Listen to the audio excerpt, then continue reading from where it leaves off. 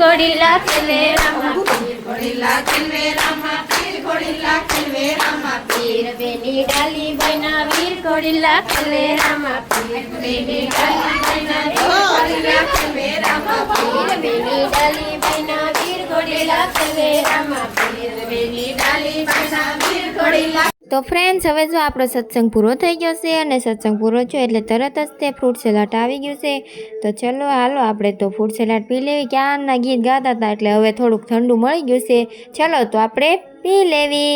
અને તમને અમારો બ્લોગ કેવો લાગ્યો, લાઇક, શેર, સબસ્ક્રાઈબ અને ચેનલમાં નવા આવ્યો હોય તો સબસ્ક્રાઈબ કરી નાખો.